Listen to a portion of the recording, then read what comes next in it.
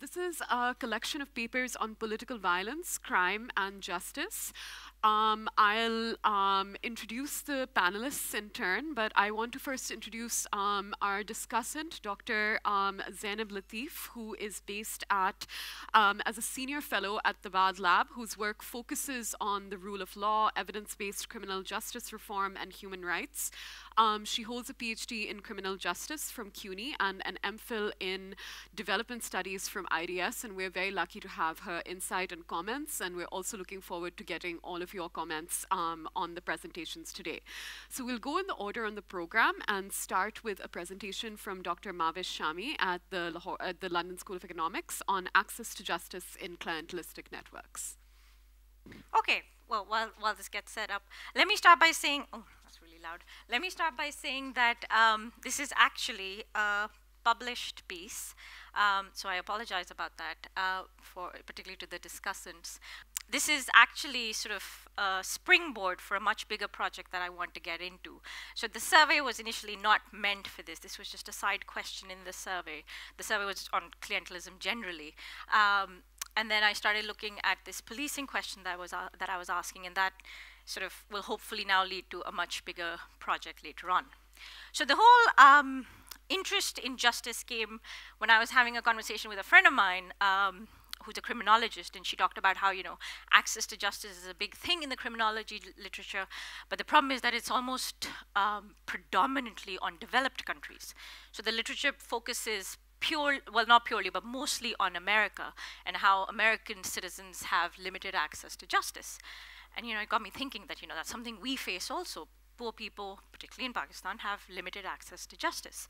And then when I started looking into it, it's quite a big thing. So it's one of your sustainable development goals is to give people access to justice. And the idea is that in the absence of being able to access policing in the court system, you do not have complete legal rights.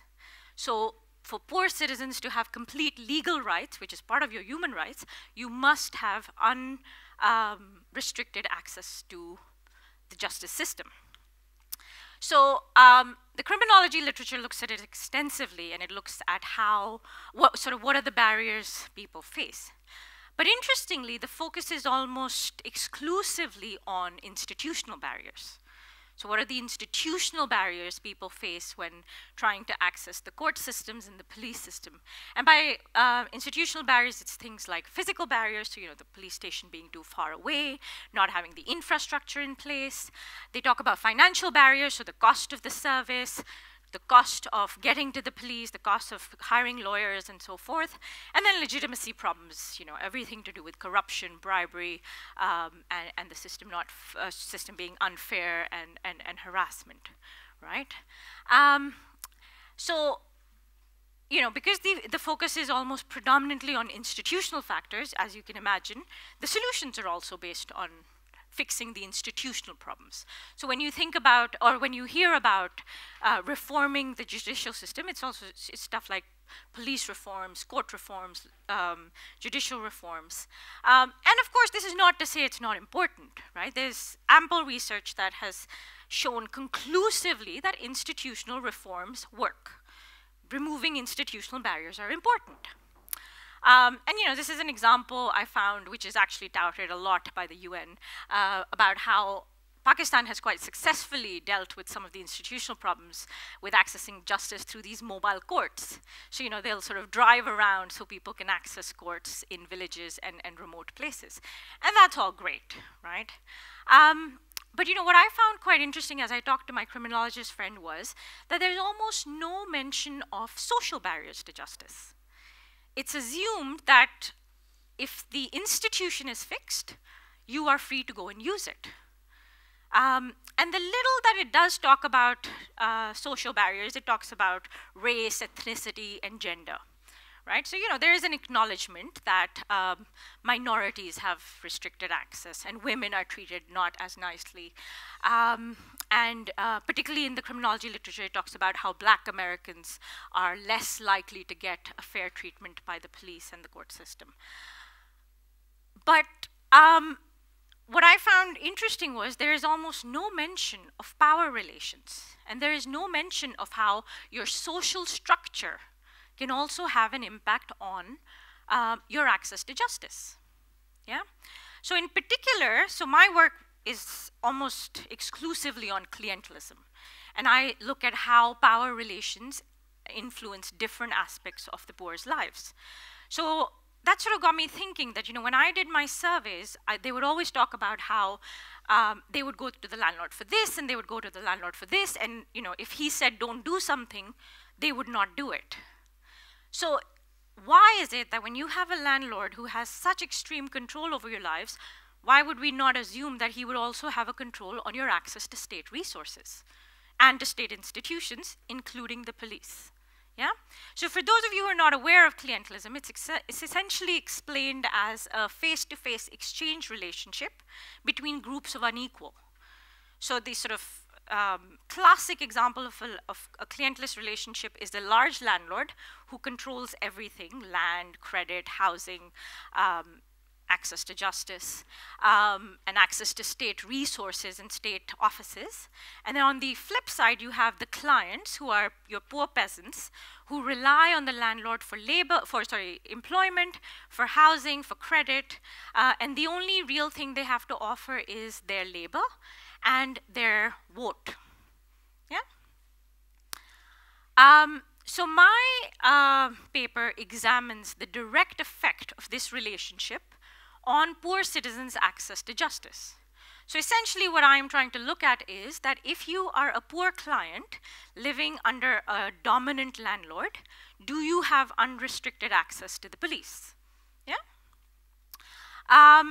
So yeah, the questions I ask is, who goes to the police? And to what extent do social barriers reduce access to the police? Yeah? So to do this, I focus on rural Punjab, and the area I look at is Hafsabad. And I exploit, two natural experiments. One is found in the variation in the land tenure system, and this was established by the British, so it's pre-colonial, and it's unfortunately stayed in place. So what you find is you have some villages which are controlled by a single landlord. He owns essentially the main income-generating assets in those villages. And then some villages you have multiple small landlords. Now, that doesn't mean that you do not have exploitation in those villages, but what it means is that because there are more than 3 or 4 landlords, they have to compete against each other for the peasants' time and labor. And do remember that labor is a very important resource in the rural economy, because you need them during harvesting and sowing seasons. Yeah? The other variation I look at is the building of our motorway in 1998. Yeah? And just to clarify, I'm not looking at villages which are on the motorway itself, but villages which are on the link road. Right? So these are villages which were previously completely isolated and now have been connected to the outside world. So what I then get is a 2x2 variation. I have villages which are highly monopolistic and exploitative. You have one big landlord who controls everything. And then what I'm calling egalitarian villages, or peasant-based villages. And this is where you have multiple small landlords who control village resources. And then they also vary based on their isolation. Some villages are so far that you would consider them completely isolated, and half of them are close to the motorway. Now, ideally, this study would have had a before and after effect, right? So ideally, I would have had time series data to show connectivity has led, things were like this before, but now this is what it looks like. But that data did not exist. So instead, what I do is I use land variation as a proxy for time. And what I argue is that you can gauge the effect of connectivity through two variables. One, your peasant-based villages are non-exploitative.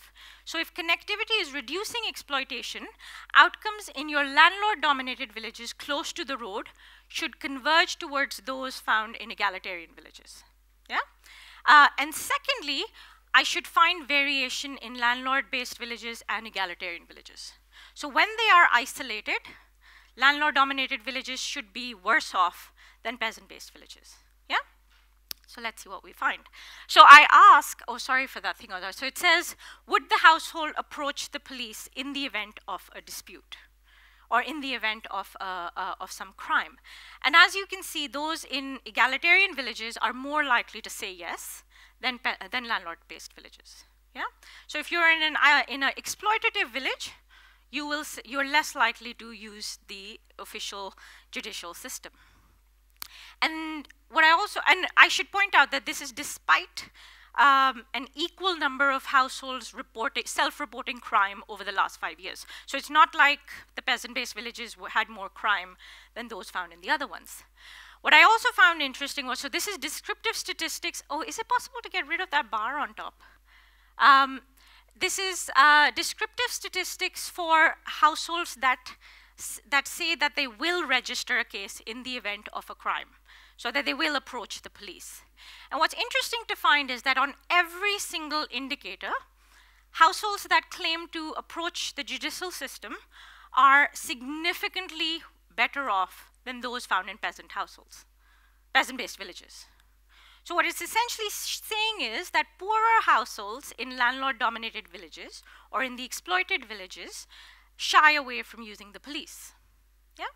So I then go and I run a logistic regressions with all sorts of controls to look at would the household approach the police, just to get a sense of who's going to the police and what variables matter. And as you can see, inequality matters. If you live in a highly unequal village, so if you live in a landlord-dominated village, you are less likely to say that you would approach the police. And the effect of connectivity is not to take inequality away, the impact of inequality away completely, but it does reduce the economic effect. So it's making things better, but it hasn't taken the effect away completely. So it does still matter. Interestingly, having access to the newspaper matters. And this variable is an interesting one. I did not ask that, do you read the newspaper? I asked if you have access to the newspaper. That means that if somebody else is reading the news to you, if you're listening to the radio, if you're watching TV, so you get access to the news in some way. So you're an informed individual. That matters. Informed individuals are more likely to approach the police. Household wealth matters. Richer households are more likely to report a crime than poorer households. And if you think about it, these are households who have higher bargaining power vis-a-vis the landlord because they're less dependent on him. Yeah? And lastly, the strength of a household's network matters. So I asked households, how often do you meet people? Who do you meet? Are they from the same biradari? Are they from different biradaris? Are you meeting them regularly? What do you talk about? Do you talk about politics? Do you talk about the landlord? So I created a social network index based on that. And those with a better network are more likely to access the police. Again, because they have a higher support network to potentially support them. So, over 60% in both villages are saying that they're willing to access the police. However, a willingness to access policing does not mean you are legally empowered. Legal empowerment means that you have unrestricted access to the judicial system. Yeah? And that means that you can register a case against anyone and everyone who harms you in any way. So in order to tease that out more, I asked two questions. One, I asked, would you go to the police alone or would you go through your patron? And the logic for asking that is that if the patron is accompanying you to the police station, then there's a probability that you have to censor yourself. Yeah? And secondly, I asked if there's anyone against whom you would not register a case, irrespective of the crime they commit. And this had to be a non-family member. Yeah? So let's start with, would you go to the police through the patron? And as you can see, inequality matters. Those who reside in a landlord-dominated village are more likely to say that they will go to the police with their patron. Connectivity only has an impact on landlord-dominated villages. What that means is that when comparing landlord-dominated villages close and far to the motorway, those who are far away are more likely to go with their patron than those who are close. Yeah? Household wealth, again, matters. Households that are wealthy are less likely to go with the patron. They're more likely to go by themselves. But what is most interesting, I found, is that the most interesting thing in this came out in the qualitative information. Because the thing is, it's not that those in peasant-based villages do not go with their patron. They do too. They ask their patron to go along as well. And they do that because him coming along can reduce the chances of harassment. So the sort of logic I applied was that if it is to reduce harassment, then we should see an equal number of households taking the patron with them in landlord-based villages. There's no reason to believe that those in peasant-based villages face more or less harassment for the police. So if we're seeing an excessive amount taking the patron with them in landlord-dominated villages, then that is potentially due to exploitation. Yeah? So lastly, I asked, is there anyone against whom you would not register a case? Right? And as I said, this has to be a non-family member. And it was very clear. I asked if there was any crime, right? Even if it was a severe crime. And again, inequality continues to matter. Connectivity reduces the effect of it, but it does continue to matter. Connectivity only has an impact, as before, on landlord-dominated villages. Household wealth and household socioeconomic characteristics matter. So for those of you who don't know, Muslim sheikhs are the lowest lowest social biradari in the villages. So they're the lowest social class, which tend to get exploited quite a bit because of their biradari. And these are the ones who were most likely to say that there was someone against whom they would not register a case. But the thing that I found most stark in this regression is that not a single characteristic comes out significant in peasant-based villages. And you can actually see that when you look at the qualitative information, because in those villages, people were very clear. If a crime was committed against them, irrespective of who it was, they would go and report it. Because why should they sit with injustice? That was not the case in landlord-dominated villages, because they said, if we take him to the police, we'll get completely ostracized. Who's going to feed our kids then? Yeah? So just to sort of wrap it up, essentially what the paper highlights is that while institutional barriers are, of course, very important for access to justice, social barriers are very real. And you can have all the institutional reforms you want, as long as social barriers continue to exist, the poor will not have access to the police, and they will not be legally empowered.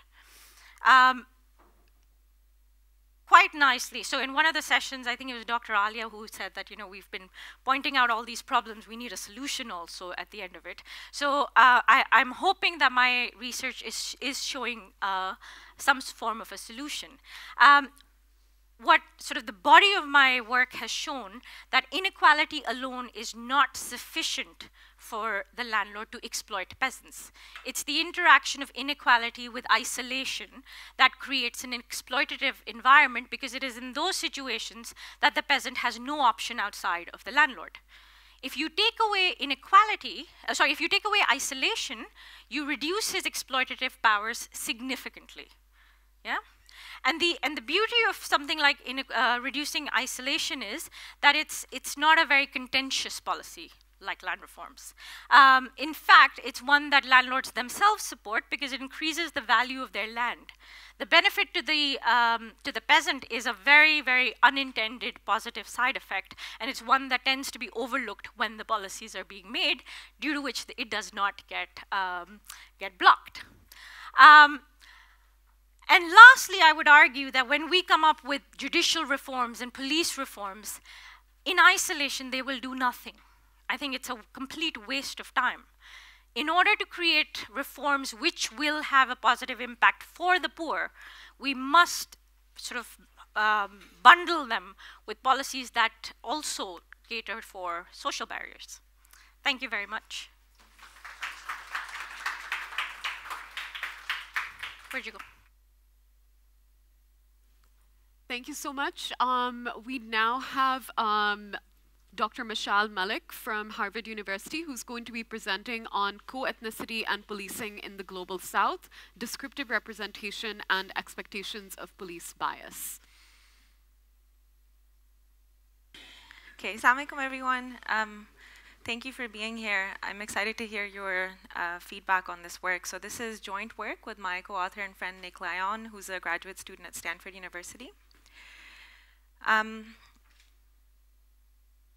So because the police is a primary institution by which the state maintains law and order, the study of citizen-police interactions is pretty crucial to understanding how citizens feel about the state as a whole. And in this paper, I'm going to be talking about one aspect of citizen-police interactions, which is known as procedural justice from the criminology literature. And this literature talks about three components of procedurally just behavior. So a citizen is likely to see an interaction with the police officer as procedurally just if, one, they are allowed to exercise some voice in the interaction before a decision is reached.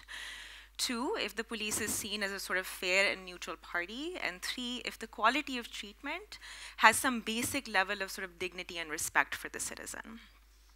And we know that if citizens see the police as procedurally just, they're more likely to trust the police as an institution. And apart from the normative reasons that we want citizens to trust in the police is also pretty important for the police to do their duty. So when citizens trust the police, they're more likely to report crimes to the police, they're more likely to comply with police orders, and so on. So I'm going to look at how co-ethnicity, so sharing the ethnicity of the police officer that you interact with, affects perceptions of procedural justice. And there's a couple of reasons I do this. So, urbanization has led to the growth of diverse cities where it's more likely that citizens are going to come into contact with a police officer that does not share their ethnicity. And we also know that ethnicity matters for a host of political outcomes. So we know that it affects things like vote choice, provision of public goods, and political accountability. At the same time, it's not at all clear what the role of ethnicity should be in structuring expectations of police bias, because as I'll talk about, the literature sort of points us in a number of different directions. So the first expectation that we might have from the literature is just a straightforward co-ethnicity advantage or bias. And the underlying mechanisms here are basically pretty apolitical. So you might expect more procedural justice from a co-ethnic officer because of affinity, sort of shared language and cultural codes. You might have similar preferences. It might be easy to monitor each other because of sort of dense ethnic networks. But if this is the case, if it's these sort of apolitical underlying mechanisms that lead to a co-ethnicity advantage, then we should expect this co-ethnicity advantage to basically exist across ethnic groups, across political institutions, across different contexts. It should just exist. But we have very good reasons to expect that the effect of citizen-officer co-ethnicity is not invariant across political contexts or across ethnic groups. And in particular, the ethnic composition of the security forces or the police forces might really matter.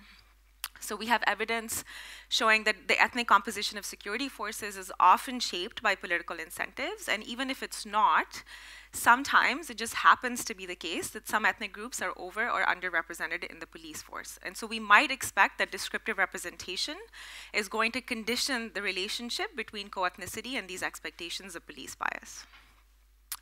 So then the second set of expectations takes descriptive representation into account. But here, the existing literature also points us in different directions. So one set of arguments says that when citizens are descriptively represented in state institutions, whether it's the police or otherwise, they have better outcomes, they tend to trust the institution more. But we also have some evidence showing, and we have evidence showing that minority officers are sometimes less likely to use force against minority civilians. But we have a non-trivial amount of evidence that actually shows the opposite. So sometimes groups that are officers that are from underrepresented groups either do not show preference to their co-ethnics or are actually more discriminatory towards co-ethnics. And one of the explanations that's out there in the literature is this loyalty conflict that these people face. They have to demonstrate their loyalty to the police force, but they also might have loyalty to their ethnic group. So this quote is from Brown and Frank. They're talking about the United States. They say, blacks who become police officers are caught in a loyalty conflict where they must choose to act in a manner that shows allegiance to the white, male-dominated occupation by over-enforcing the law against black citizens, showing no favoritism to minority citizens. We have evidence from Liberia that shows the same after ethnic balancing. And we have evidence through Lyle who shows that co-ethnic counterinsurgency officers are just much more effective at identifying and sanctioning and punishing their co-ethnics. The final set of expectations is that co-ethnicity will make no difference in whether you expect procedural justice, but for two different reasons. So one set of arguments just says, the police is this impartial dispenser of justice, and they're going to show this colorblind professionalism, so it doesn't really matter who's in the police. This argument does not apply in most places, but especially not in Pakistan. And then the other set of arguments is that perhaps the police is seen as so incompetent or so corrupt that it doesn't really matter whether a particular police officer shares your ethnicity. So in general, you might expect that the police is not to be trusted, and it would maybe make a marginal difference if they're from your ethnic group or not. So these were the set of expectations from the existing literature. I'm going to move on now to the case that we test them in and sort of narrow down the expectations given this specific context, which is of Pakistan and of Karachi. So before going into the specifics of Karachi, I want to note something that would be unsurprising to most people here, is that generalized confidence in the Pakistani police is very low. But what might be a little bit more surprising is that, if we take all the countries in the World Values Survey and you rank them on this, Pakistan is second to last. We're only better than Haiti. So even for sort of weakly institutionalized developing contexts, the police in Pakistan is extremely mistrusted. So what this might mean, for example, is that we expect this to be the case, which is the police is seen as so corrupt that it doesn't really matter whether they share your ethnicity or not. At the same time, Karachi is very much a context where ethnicity is very salient in social and political life. So ethnic parties compete in every election. Ethnic violence has been a part of the landscape. Neighborhoods tend to be ethnically segregated. And so we might think that at least in Karachi, this should matter. And it might matter specifically because descriptive representation in the police force is different for different ethnic groups. So, the police is under provincial jurisdiction, which is dominated by Sindhis and the Pakistan People's Party. But the large ethnic groups in Karachi, particularly the Muhajirs, are provincial minorities and are also underrepresented in the force. So we have in our original survey of a representative sample, in Karachi, we rank trust in the police by each ethnic group. And as you see, the Muhajirs are much less trusting of the police than the Sindhis. When you put this into, a regression, it's a difference of like half a standard deviation. So it's pretty high if you look at the regressions with all the different controls as well. So we might expect that in Karachi, the effect of officer-citizen co-ethnicity would be moderated by descriptive representation. So the way that we test this is by a survey experiment that was embedded in a representative survey of the Karachi population, where respondents were presented with a hypothetical interaction with the police officer. So you said, imagine you're like stopped for double savari or a seatbelt violation, or you go to your local thana to register an FIR to have one of your friends or family members released. And each respondent was randomly assigned to one of 3 treatment conditions. So either they were given a Muhajir police officer, a Pashtun police officer, or a Sindhi police officer, and we varied ethnicity indirectly through verbal and visual cues. In particular, we used very characteristic names for each of the officers.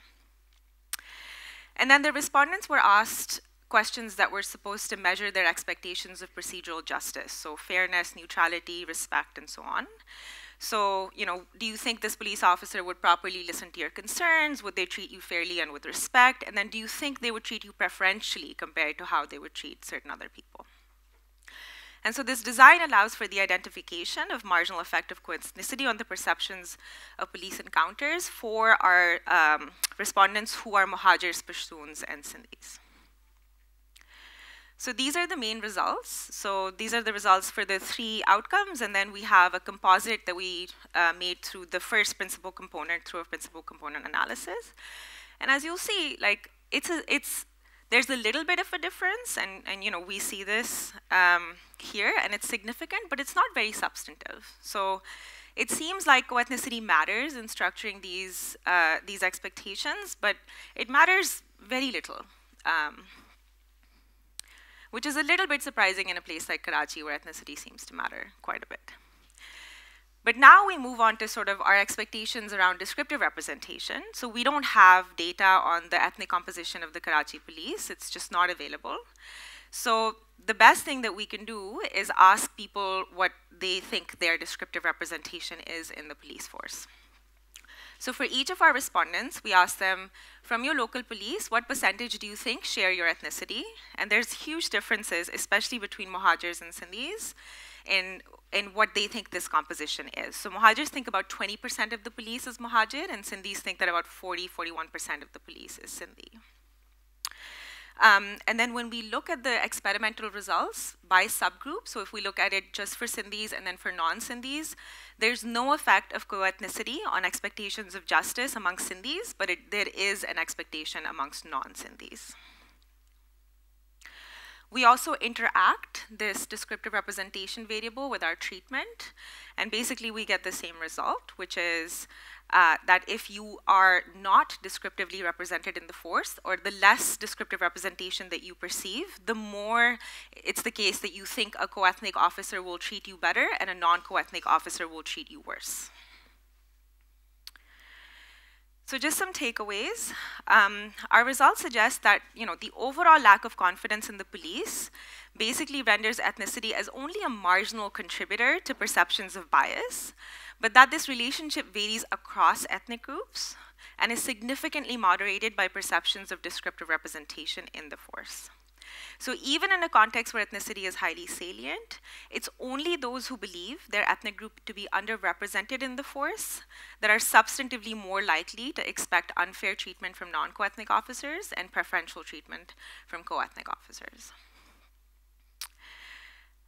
So what might this mean for policy? I mean, one policy recommendation would simply be that we need to have ethnic balancing in police forces, and that local police forces should perhaps reflect the ethnic demographic makeup of the population that they're serving. This is good for normative reasons as well, most likely.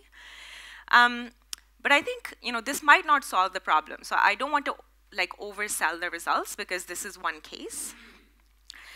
So we do need more research, and in particular, we do need to contend with results such as the stuff that we find in Liberia, where we find that minority officers are actually worse towards their co-ethnics. So I have some reflections on why I think this is the case there and might not be the case in Karachi. So one, those folks look at differences between teams of officers. So we're looking at one interactions. So what they find is that teams that have both minority and majority officers are the ones that are likely to mistreat minorities. So it might be that if minority officers are being watched by majority officers, such as in teams, you might see this other effect that we did not find. It also might be that you have a selection of certain types of minority officers into the police force. In places such as Liberia, there was a bloody civil war. You might imagine that the people who select into security services after that are just a different type of person. And it could also matter what the content and type of training and professionalization is that we give to minority officers, which would determine whether these ethnic balancing reforms will actually lead to better treatment and better expectations of police procedural justice. So this work sort of adds to a growing pool of conflicting evidence on the role of identity and policing in the Global South. Other evidence has shown that shared ethnicity or identity, so there's also work on gender, can have either negative effects, positive effects, or no effects. And our results are most similar to Curtis, so we focus on sort of mundane interactions, which are less studied in this literature. And we also show that it's not just that we need to focus on sort of unfair treatment by non-co-ethnics, but also perhaps on preferential treatment by co-ethnics as a factor that shapes procedural justice. That's all I have.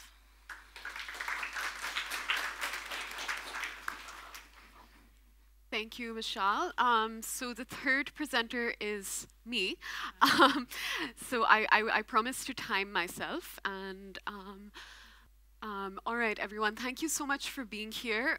It is a privilege to present co-authored work today with Dr. Ali Chima and Essentia Faruqi, both of whom are here, and also with Jake Shapiro. The title of today's presentation is Making Police Officers Responsive to Women in Gender-Segregated Societies. And we draw on primarily field experimental evidence, but also take on a task that is more descriptive and look at evidence from qualitative interviews, as well as tracing the process of intervention design. So the motivation for this project is the high prevalence and low reporting of violence against women, which is a global challenge. In the case of Pakistan, almost a third of women report having experienced domestic violence in the latest round of the DHS, but fewer than 2% of those who tell anyone about it approach the police. So that's 2% just of the women who tell anyone about it. There's a lot of work thinking through what the barriers to such reporting are. They include social stigma, limited exit options from marriage, which would make reporting highly costly, access constraints to the police, which we've heard about from Mahvish's presentation, but specifically gendered access constraints for this particular type of offense. And then the lack of responsiveness and bias among police officers who have considerable discretion over how the complaint is treated once it is reported. And we have evidence, anecdotal evidence of this bias. I'm sure everybody remembers the comments made in the wake of the motorway rape incident. We also have evidence from our interviews that this kind of bias is not specific to male officers. It is also something that exists among female officers, as you can see from the quote that's up on the slide here. So policy approaches to address this, this low reporting come under the gambit of a large umbrella of interventions called gender responsive policing. And we can think about those as encompassing efforts to increase women's representation. So the kind of literature on representation that Mashail so nicely summarized in the first part of her presentation. And then institutional solutions, which the literature has classified into approaches that are based on segregation. So for instance, all women's police stations, which create a separate space for women to approach the police, versus integration-based approaches, which create space within existing structures, in this case, police stations, so women's help desks or women's cells within police stations. There's another set of solutions under this umbrella of community policing, which is thought to make the citizens more responsive, the police more responsive to citizens at large. And it's an open question as to whether community policing works particularly to make the police more responsive to women.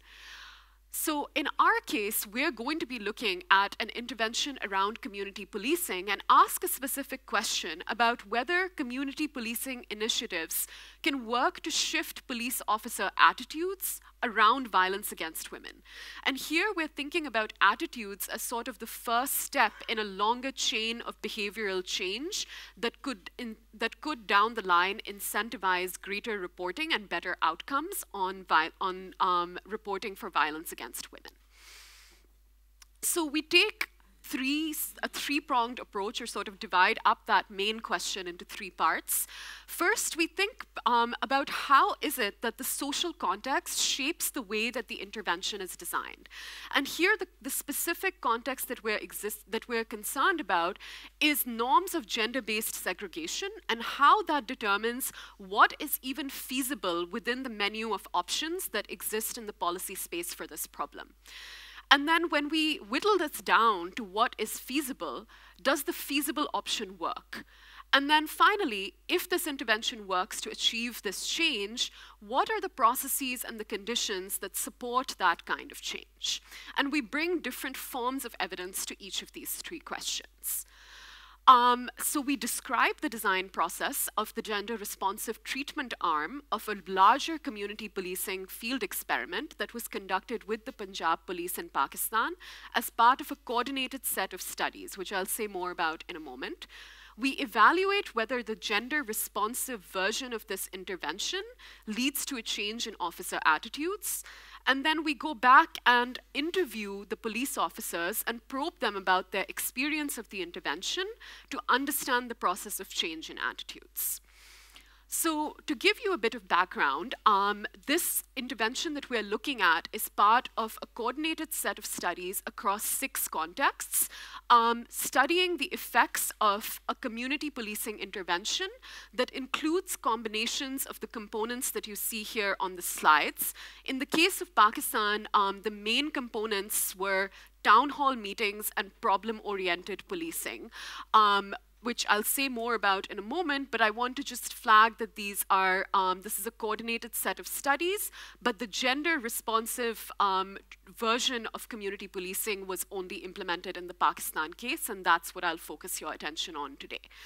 And in the case of Pakistan, we're looking at this intervention in the Sheikhupura region, particularly in the Sheikhupura and Nankana districts. So let's come to this first question of how it is that the context of gender segregation shapes the way that we can design a gender-responsive version of community policing. So I don't need to say much about context to this audience, but I want to just flag that social norms around gender-based segregation are strong. This doesn't mean that they're deterministic, so we do see deviations from gender-based segregation, but because of the norm that exists, often the women who deviate are negotiating the costs that they have to pay for deviating from that norm. So 85% of Pakistanis in the World Values Survey say that they would favor making segregation in the workplace the law in the country. So it's not the law, but we have a large majority of the population believing that this is how things should be. This also manifests in segregation in labor markets, which we heard so much about yesterday. And the police force is one example of this, where women are incredibly underrepresented. They make up less than 2% of the police force in Pakistan. So it's not news to us, but it's just, I think the number is striking. The other form of gender-based segregation that exists in the case of the police is strong task-based segregation. So the data I'm showing you here comes from surveys of time use of police officers in our sample. And what you can see here is that male police officers are spending a large proportion of their time outside the police station in the beat that they're assigned to, whereas female police officers are spending most of their time on duties inside the police station. So we can think about all of these different forms of gender-based segregation that are relevant for this context and this intervention. So what does this mean for the coordinated components of the intervention that we're looking at? So the parts of this intervention have 2 goals. The first is improving citizen access to the police, and for improving citizen and police communication.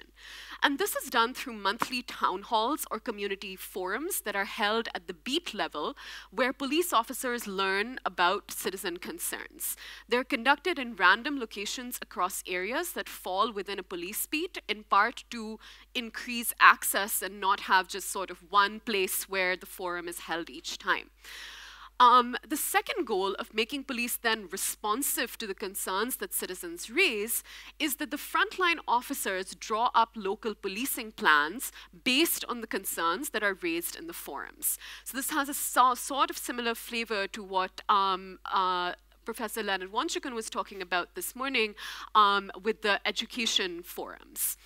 So how does the context shape the way we can design these in a gender-responsive way? So I'm going to describe what the gender-neutral, even though we know there's no such thing, version of this intervention looks like. So on the forum side, that means open forums where there's no restriction or encouragement on who should attend. And on the police planning side, what that means is that the plans are going to be made by the police officers who comprise the community policing teams. In the absence of direction to include women on those teams, and in the absence of measures to include women in the forums, this neutral version ends up being a de facto male intervention. It's staffed by male police officers because, as we saw, women form such a low proportion of the force. The forums end up being de facto male forums. So how is it that we include women? One way would be a segregation-based approach, set up all female police officer teams to deal in parallel with the concerns that women face. The hard constraint that we have here is simply the number of officers due to the stark underrepresentation that I showed you. So what this then looks like is mixed gender teams. So the inclusion of a female officer on the team rather than an all-female team, and the setting up of women's only forums in parallel with the integrated or open to all forums. So you can think about how we use segregation at the level of public space and forum, but then integration into the policing team, into a male policing team at the level of the female officers. So the way the context shapes the design is that we have to rely on a mix of the segregation and integration-based approaches. So that's okay, we can skip this. So now, does this feasible version of the intervention actually work? So the way that we evaluate this is through a field experiment where police beats are assigned either to a control condition, where they receive no intervention, a condition in which they receive the gender-neutral version, which we're calling CPOP here for short, or beats are assigned to receive the gender-responsive version that I described that combines segregation and integration. And we have two stages of randomization, but what's important to remember is that there's these three types of conditions of police beats. First of all, we look at what attendance in these forums looks like and what are the issues that people raise. So let's come to attendance, first of all. And what I want to show you here is what I described earlier, that in the open forums, in the dark gray, you see male attendance, but the female attendance is close to zero in these open to all forums in the gender neutral arm. When we get to the gender responsive arm, the attendance of women goes from close to zero to absolutely zero, because now you have this parallel space. So we do see attendance by women in the female only forums. We see continued male attendance at the open forums. I think what's important to note here is that when we create this separate space for women in the gender responsive arm, women do show up, right? And so what you can see in the last bar in light gray is women's attendance. And given all that we've discussed in the Women's Political Participation panel about the huge constraints to women's participation, more restrictive norms around women attending community meetings, we think that this is encouraging, that when a space that is conducive to gender segregation norms in public space is created, women show up. What do people talk about in these forums? So in the open forums, in the gender neutral arm, as well as the gender responsive arm, both of which are either heavily or completely attended by male citizens, we see issues of theft, drug and alcohol abuse, municipal issues, encroachment, and other miscellaneous issues come up as the top 5 issues. In the case of the female-only forums, we see some of these issues, but we also see harassment against women and domestic and child abuse come up as 2 of the top 5 issues. I think what this displays is not only is it the case that when we create a separate space, women come, they also come and raise concerns that are substantively different from the ones that men are raising in the open forums. This speaks to the cost of exclusion when you have a gender, quote unquote, gender neutral space that de facto excludes women. So the exclusion is not just in numbers, it's also in terms of concerns and substantive issues. And these are just showing that same result statistically, that there's statistically significant differences. We then look at officer beliefs. How do the beliefs of these officers who conduct these forums and are involved in the intervention change through the course of the intervention? So when we're thinking about officers' beliefs, we measure them through questions about whether the officer reports the issue of gender-based violence as being one of the top 3 concerns of their community. So their perception of what community members think is important, and then whether they report it in their own top 3 concerns for things that the police should be addressing. And here we have panel surveys with male and female officers. We have 3 rounds with male officers and 2 rounds with female officers. And what do we find? On beliefs that officers report gender-based concerns in the top 3 concerns of citizens, what we see is that in CPOP-G, the gender-responsive arm, in the case of male officers, we see a higher probability both at midline and at endline for the male officers to report gender-based concerns as being part of citizens' top 3 concerns. And when we look at this also bears out when we look at simple differences, which is the estimation that we can do for female officers. We see a similar pattern for the female officers in the bottom graph here. So the intervention shifts officers' perceptions about what citizens see as important. Now, what about their own concerns? So maybe let's just look at the graph on the bottom, because that's where we can compare men and women. So at midline, we see a shift among both male officers and female officers in the probability that they report these gender-based concerns in their own top 3 concerns.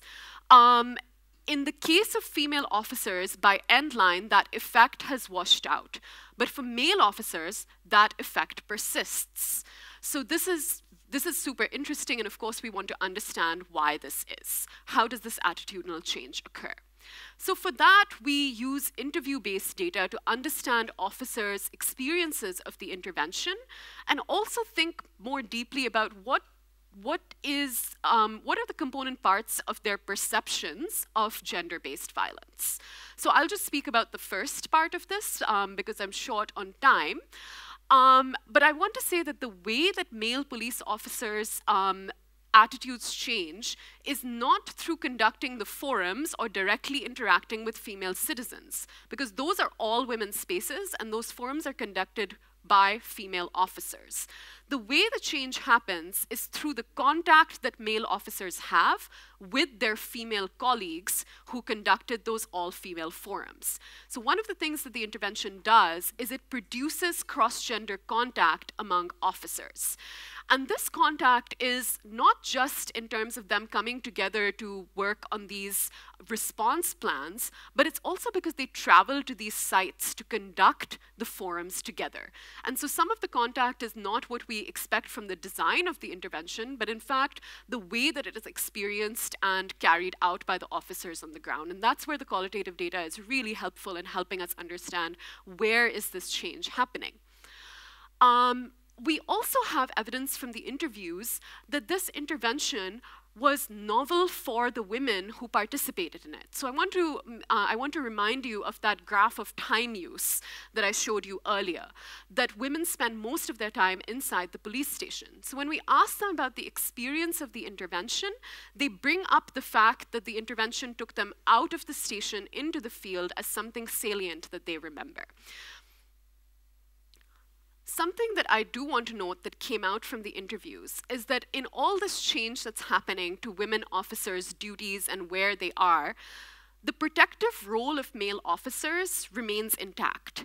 So one of the things that came up in the interviews was that both women and men brought up the idea that having a male officer accompany them in the field was essential to protect them from harassment. So even though they would go and conduct the female forum on their own, they would be accompanied to the location by their male colleagues.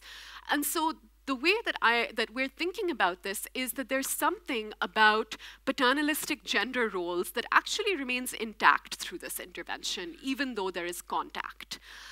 I'll skip over the perceptions of gender-based violence and just say what we can take away from this. So I've said already that I think what we're optimistic about is that when we create these all-women spaces, they facilitate participation and give voice to women's distinctive preferences.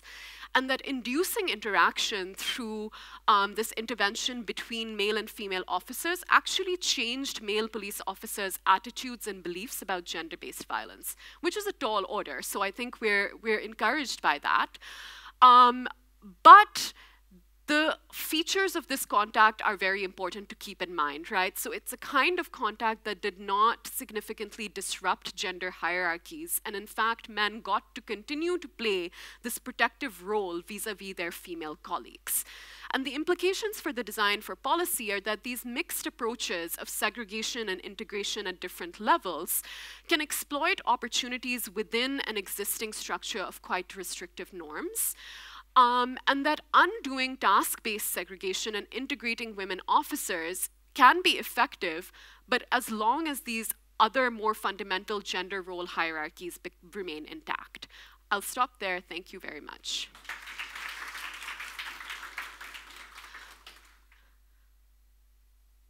And now we'll bring in our discussant, Dr. Zainab Latif, who has very kindly agreed to give some comments on the papers.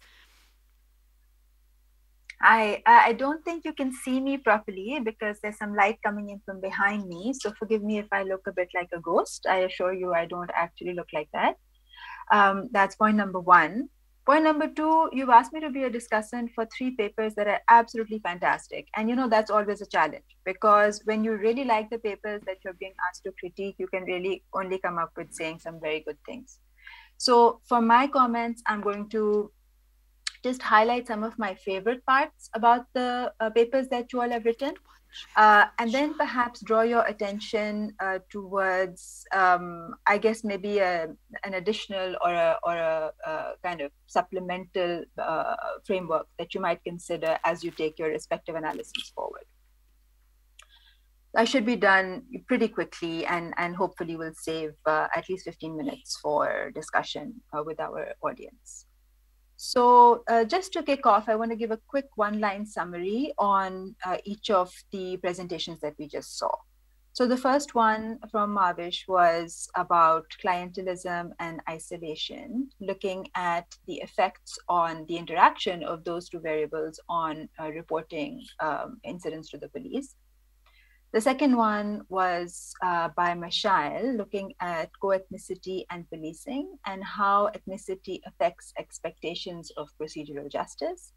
And then the third one by Sarah Khan and her colleagues was on gender-responsive community policing, trying to see if that particular model of policing is useful in getting women to engage with the police, but also in impacting police behavior, both male and female, towards gender-based concerns. So one of my favorite elements of this is related to methodology. And I thought each of the papers adopted a really interesting approach. So in the cases where you're doing the sort of elaborate quantitative research, either through surveys or in one case through a survey experiment, in 2 of the cases, you were actually able to do interviews to supplement some of the causal relationships or information on causal relationships that was emerging. And I think that is really, really interesting. That's not easy because when you're setting up such experiments in a city, for example, like Karachi, there's so much stratification. I mean, when even just in sample selection, you know, you end up, the mind boggles at how many different ways you need to stratify your sample in order to have some degree of representativeness. But I thought the papers were really strong in how they approached this particular question or challenge. And then the other thing that I really enjoyed was that you all selected, you weren't trying to be overly representative. So all of the studies focused very sort of, you know, concisely at the district level or at the city level. And in some cases at the village level, that too within a given district.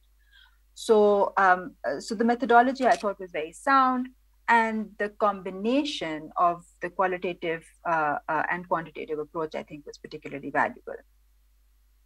The dependent variables I'd like to call your attention to So in both cases, in all the cases, we were talking about the likelihood of reporting, engagement with the police, and expectations of procedural justice. And two of the studies, as you will remember, were looking at things from the institutional side, whereas one of the studies was looking at it from the social or the social side, or what we like to call the demand side of access to justice. The other thing that I wanted to highlight, in addition to the methodology point, was the way that the studies had dealt with the question of ethnicity or biradari. So this is a really critical element in our social setup, because without looking at the question of biradari particularly, but also of ethnicity, it becomes very difficult to make conclusions that are generalizable outside of a very specific context. And I thought each of the studies, well, two of the studies at least, did so in a very careful way. But I want to take this one step forward, right? So I want to say, okay, there is the question of ethnicity, and clearly this is very important. But how does that manifest? What sort of ways does that engage, or how does that engage with the question of access to justice? And I would argue that it's not only on the institutional side or on the social side, but also it's on the offending side. So I would say that when you look at the offending rates across neighborhoods, those are determined by neighborhood characteristics to a great extent. And those neighborhood characteristics are associated with characteristics related to biradari and ethnicity. Not to say that one particular, and now here we have to be very careful, right? Because we've seen in the whole BLM context that this can be very, very easily misconstrued. And in our context as well, this is often misused by our police forces to justify their actions in certain areas against certain groups. So we have to be very mindful of what we're saying in this context. But we must engage with it head on, as these papers have done. So my point is that neighborhoods encompass many of the biradari and the ethnicity effects that we're talking about. And one theoretical approach that has been used to describe this is the ecological approach towards offending, where they look at the neighborhood as a specific unit of analysis in order to help explain why offending is greater in certain areas and less in other areas. So the social disorganization theory is one type of theory housed within the ecological approach. And that is where I would like to call your attention, both to the audience, but also to the researchers, as you advance your research, to think about that particular approach and how you take this forward. So socially disorganized communities are characterized by weak ties among the residents, which means that newer communities, new immigrants to an area, live in more socially disorganized neighborhoods than others. There's other elements that determine social disorganization as well. So typically such neighborhoods will have low membership in community-based organizations, lack of a common understanding of what is appropriate and not appropriate, and lack of willingness to intervene if there is an unlawful or unsafe incident that is witnessed or known about. And this particular version of the theory, which is from the Chicago School, and I'm sure you're familiar with it, has been, it posits that economically deprived areas are frequently characterized by high residential mobility, ethnic heterogeneity, and short-term residence. So short-term residence and cultural and linguistic barriers make it difficult to form the associations and institutions necessary for the enforcement of social control, which in turn creates a socially disorganized environment, leading to higher rates of offending. Now, I've studied this in the context of Karachi using what is the systemic approach. And the systemic approach is basically saying that neighborhood stability, so the more stable a neighborhood is, the stronger the networks in that neighborhood are, the stronger the basic institutions, whether it be a masjid, whether it be a committee, whether it's a trade committee or a neighborhood committee, like a neighborhood watch. Those are the types of institutions, social institutions, that make a neighborhood stronger.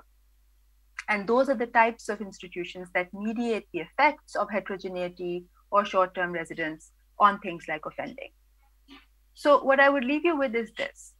basically, when we look at both demand side and supply side impacts or facilitation of the access to justice through the reformist initiatives that are taking place at the moment, they're a little bit tricky because they will choose either one or the other, right? Either the supply side or the demand side. And much of the donors' work in this area is doing the same. I'm not a fan of community policing by any means, particularly given the evidence that's coming out of the US. But in the case that Sarah described, for example, it's trying to engage with the context. It's using the context to inform the design. And what I'm saying is that's good, but perhaps we need to take it outside the boundaries of simply traditional access to justice interventions, looking at things that we would otherwise, perhaps put under a different bucket. So a social networks bucket or an economics bucket, so that we start to look at these things a little bit more holistically and less compartmentalized. Because I think that these different phenomena are a lot more integrated and interrelated than we tend to think about. Particularly when we're thinking about reform and interventions, it's hard to separate access to justice from access to education, for example, or access to healthcare, because those at a very, very micro level of the neighborhood, those things have been shown to matter and tend to make neighborhoods more or less safe from an offending perspective. So, but again, thank you very much to all the presenters for their excellent presentations. I'm very sorry I couldn't be with you in person. Thank you, Sarah, for filling in at the last minute. And I'll stop there so we can open it up to the audience. Thank you. Thank you so much. Mahvish and Mashail, would you like to briefly respond to any of the comments? Do you want to go? I don't know. Okay, all right. Why don't we open it up to questions, and we can take maybe a round of three, and then do a set of responses and go around. All right, so let's start here, and then we have two questions over there. So let's start down here. I'm Naila. I'm a diplomatic fellow for Federation of International Gender and Human Rights, New York. And I have a question and a comment for Mahvish. What was your premise of registering a police case as a proxy for access of justice? Because in context of Pakistan, I think we all know better that the real trouble starts happening after the registration of the case. And we have to look at whether, prosecution is happening after the case is registered. So would you consider including, a broad-based framework of including things like, financial resources in terms of justice, or things like, legal aid, or the whole justice process, whether it's speedy enough for the victims? And because in Pakistan, it's also a clientelist and elitist nexus, which prevents any kind of justice, not just justice to people in poor communities, but access to any kind of justice. So, and also an observation about Sarah, your paper, that how did you design your intervention in terms of creating sensitivity about GBV? Because in Pakistan, even a lot of medical doctors and a lot of people do not know how to speak to victims of gender-based violence, because we have to train people, because a lot of times these victims don't come up, and even if they come up, they're not able to pursue their case, and they don't know how to access justice because they're dealing with trauma and they need psychosocial support first, before even actually registering a case or before actually reporting what exactly happened with them. And all of you pointed out about giving, there's a lot of social stigma that's attached to getting justice, particularly for victims of maybe child abuse or rape. So it's definitely there's a need for building a lot of support within the community to help these kind of victims. So that's definitely a very important aspect, without communities supporting these victims, because we see that victims there's a huge disparity between the burden that is carried by the victims and the burden that is carried by the perpetrator in our society, because we are somehow shaming the victims and not letting them speak and not giving them enough support. to actually pursue justice and rehabilitate and, recover from their trauma? Thank you. Great, thanks, Naila. I think we have a question from Dr. Chima and then Dr. Samuel over there, and then we'll come to you in the next round. It's not really a question. I just wanted to respond to Zainab's comment. And I think she's spot on that when you actually do these community policing interventions, it's not just about criminal activities. So a lot of the problems people were raising were about municipal issues. But they're institutional constraints when you start to roll these things out, because as Zainab knows better than me, that in the criminal justice system, we have this division between cognizable and non-cognizable offenses, and then municipal offenses actually form under the local government or district government spheres. And it was really hard to organize that sort of response system. So if you look behind the scenes, behind this kind of intervention, the institutional fracture imposes a cost, and better designed, decentralized institutions could actually give more space for better experimentation.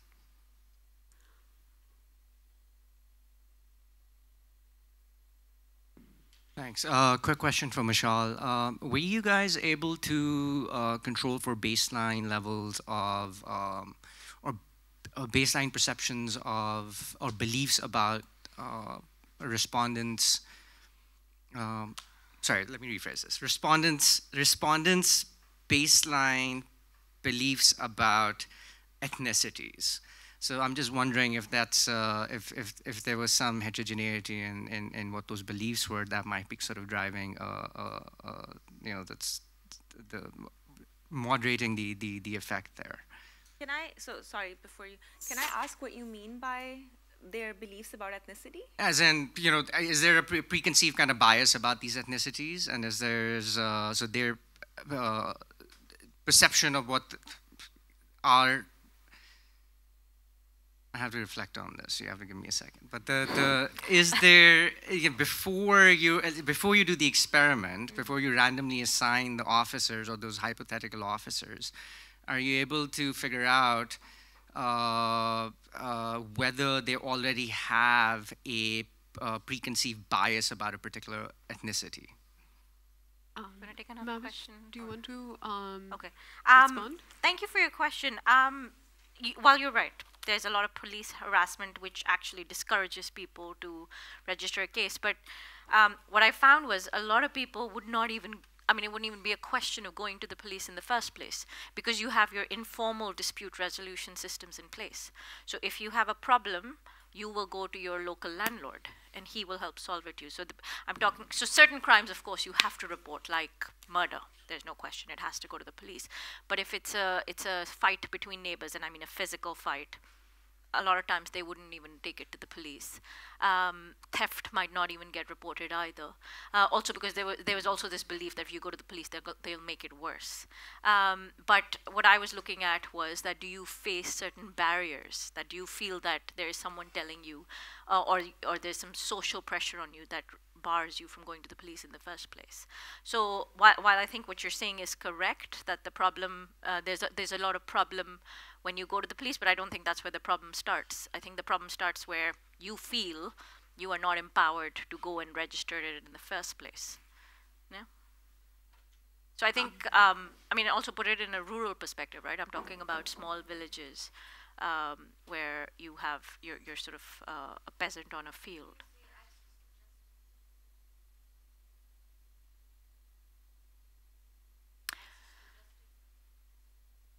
Yes, so I specify that in the paper, and the reason I'm looking at the police is because, of course, the judicial system is much larger. There's also the court system. The reason I look at the police is because that's your first point of contact. You first, when a crime is committed, you will first register it with the police. Then it goes on to the court system. So I see this as your first point of entry into the legal or the formal legal system. And then Naila, I can respond to your question about the the very important concern you've raised about how do we ensure a gender-sensitive, more holistically gender-sensitive response when these cases do come up, right?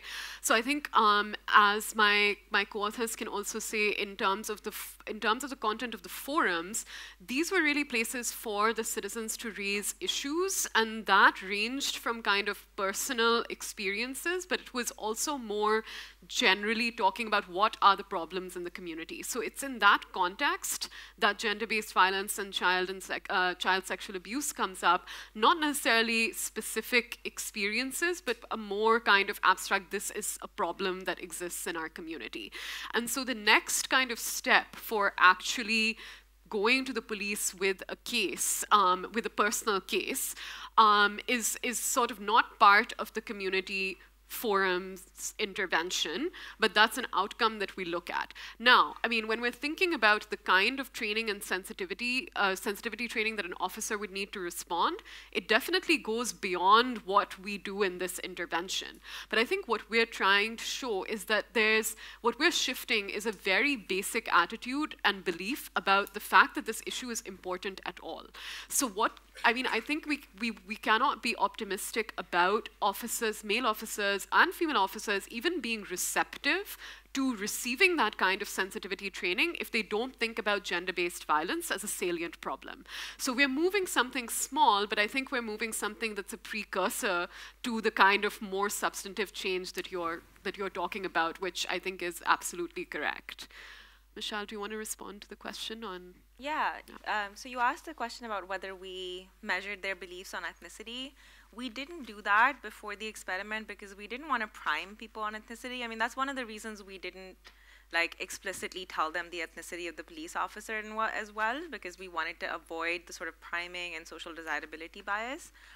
I don't think that we should worry about it affecting the main results, at least, because we see balance across experimental conditions and all the pre-treatment covariates that we do measure, and in expectations, the ones that we don't measure as well. All right, so let's start with a question in the back, and then we'll take one here and one there for this round, and then we'll come around once more. Hi, I'm Maniha. I'm working at the Center for Economic Research in Pakistan. My question is for Dr. Mashail. So I was wondering how you were able to convey the ethnicity of a hypothetical police officer. I mean, if they're wearing a police uniform, how would a citizen interacting with them be able to tell their ethnicity? And secondly, I was wondering if you looked at the interaction of your treatment with gender, does interacting with a co-ethnic of the same gender have a different impact on perceptions of procedural justice? In the front over here. Hi, thanks guys. Really interesting papers for sure. Just a bit of a question for Sarah actually, and maybe this is part of a longer debate. But some of these sort of interventions that we talk about, or ideas of community policing, or even sort of procedural justice, they kind of come from very mainstream criminology. And I guess I just want to push against that a little bit and maybe ask you, because you do mention that towards the end, because you say you're hopeful, but you also recognize something about the context there, right? And about the lack of awareness about certain issues. The thing that I want to push back is that not just in Pakistan, these are relatively new interventions and reform packages and programs, etc. But in the West, for example, they have been taking place for several decades. And what we often hear in the UK, for example, is that, this was running for a 3-year thing, and then they'll do an evaluation of whatever intervention they did. And suddenly the funds have run out, and there's very little change that has actually taken place. And if we see anything or we learn anything from BLM, is that similarly questions and critiques of procedural justice are coming up, that they've actually been, programs that have been, asking and sort of trying to initiate ideas of procedural justice and fairness in policing for the past 20 odd years or more, but actually the end result in terms of changing police-community relations are not that significant, or not that positive at least, right? So I'm just wondering if you think about that, because in terms of especially the sustainability of some of these interventions. So what happens with these forums after you're done, right? What happens, are they going to stick around? Because sometimes like in Sindh, for example, we'll see like there was an officer who was there for several years who brought up gender-sensitive policing, packaged it with the help of the UN, and then he was posted to Balochistan, and then there's nothing, right? And then similarly, like the presence of all-women police stations as well has been, sort of pros and cons there as well. So I'm just wondering if you think about long-term effects and sustainability of these reforms as well. Thank you so much. Let's take a question from Eamon. Hi, I'm Eamon. I'm a PhD student at LSE. My question is to Sarah and co-authors. In your motivation, you say that one of the reasons why female-only police stations or female help desks are not an adequate response is that female police officers often have similar values about harassment as male police officers do. And I'm just wondering how you think about where are the values for the community coming from? Like, are you imagining, because I think police officers, one could imagine, also take their values from the community. So if we expect the community interaction to make a difference, we're either saying that the police and the community have different social values about harassment, or maybe it's just the presence of victims of harassment there who have a different experience from both the general community and the police officers. So where do you really think, like, are these different social norms that these two entities have, or is there something else that this effect is coming from? Because I worry, like, it could just be like everyone's just enforcing negative views about harassment if they all share these views. Thank you. Right, do you want to answer the question? Yeah, I can start. So, wait, are we taking more questions? I think we'll do this round. We have 3 questions on the table. So. Okay, yeah. So thanks for your question. So the way that we tried to convey it was based on sort of qualitative fieldwork and pre-testing, and the same way people would guess the police officer's ethnicity, right? Because the police officer isn't going to come tell you what his ethnicity is. You're probably going to guess by his badge, for example, like what his last name is. So we used very characteristic last names. So Sindhi, I think we used like Junejo. For Pashtun, we used Khan. For Muhajir, we used Siddiqui. Another thing that I learned in the field, at least in Karachi, was that facial hair seems to vary by ethnicity. So Sindhis generally tend to have just a mustache, but Pashtuns have the whole like beard and mustache, and Muhajirs are clean shaven. So we showed a sketch. Yeah, so we showed a sketch with the facial hair variation and the name variation, but it was mostly the name, honestly, that conveyed the ethnicity. And then we did interact with gender, and we didn't find an effect. But one thing that we did find in our data was that women just reported in general, which is not surprising, not being stopped by the police very often. So for Zoha's question, I actually want to ask my co-authors who've been part of taking this forward to respond to the question. Sir, can we take your question after the response? Thank you. No, so this is a great question. I think we need to unpack it. I mean, first the question is, forums in some sense get captured. So the standard kind of expectation was very few, particularly women, would show up. There'd be a lot of censure. Then the second thing was that you would get sort of very expected kind of problems being raised. What this experiment shows is that it actually if you compare the types of problems that are being raised, particularly in women forums, and compare them to the distribution of problems in the registered crime data, they're completely different. If you look at the harassment number, that's a very high proportion of the attendees that are reporting harassment. If you look at harassment registration, in actually registered crime data, that's less than 1%. Now, the other important thing, it's a subtle thing, but I think people need to understand that this data was actually officially being captured. So it wasn't sort of some guy just filling a form and then going back and tearing up that form. The data was actually being entered, and there was a whole system set up at the office of the DPO, which was in fact capturing this data. But where the system kind of runs into institutional constraints is in the legal system. That report has just informal value because it's not recognized as part of the law. You'll have to change part of the law. The second thing is that, I mean, it's really costly for people to go to a thana. Thana doesn't exist next door. You're talking about, we're doing this in kind of rural areas, a very small part of the sample in urban areas, people going long distances to actually report. When the beat starts to become operational, some traction starts to happen. Now, the second part of the problem, and that's the US and the UK experience, which is institutional incentives are very top-down. And actually, one part of the results that Sarah doesn't share is that we see no change on registered crime outcomes. Right? And that means that the Thana keeps operating as it keeps operating. Right? So how do you change that? I don't think these interventions, I think this is kind of coming out very clearly, that these interventions are not going to work unless you change the formal structure. But the other thing that we're saying is that you can't just think about community policing as just a black box term. So if you want to deal with race, you want to think about the design of the forums in a way that can become inclusive. And that's what we tried to do here. We didn't start off, actually our alternative arm was not gender-based, gender-inclusive policing. It was something completely different. But the thing that struck us was when this intervention was being enrolled was what the degree of exclusion of women was just, like there weren't any women coming, right? So how do you kind of respond to that? So I think you can see that, and I think last point is very fair, but there's nothing we can do about it. This has to be driven by changes in government and you have officers, and there's a lot of tremendously interesting experimentation in the police by officers. Some really progressive officers, smart women officers actually now at a fairly higher level with great ideas. And they do a lot of formal experimentation, but it's not institutionalized.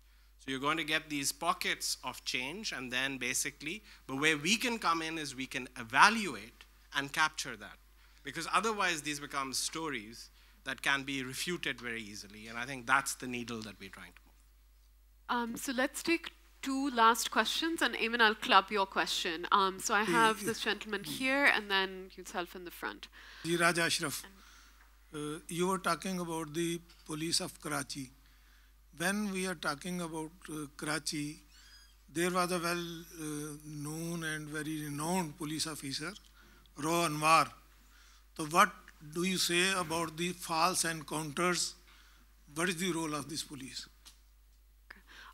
So we can take the short question in the back, just if you can keep it short. Yeah. And you can bring the mic here, the next one. So I'm Shahzad from Punjab University Law College, an LLM law student. Basically, there are a lot of discussion about the morality policing and the community policing but I will ask about the what are the basic lacunas in our criminal justice system, like there are multiple incidents like Sahiwal incident, or you can say that the excessive use of force by our police in multiple cases. Sahiwal or Samasati case in Islamabad. But I thought that there are multiple lacunas in our laws that you cannot hold a police officer accountable for their acts. And if you can shed some light upon the real issues, that there are multiple incidents like one of our close family members also faced that they were put in wrong terrorism charges, and we can do nothing about. I think we got your question on the real basically police accountability. Thank what you. What we got?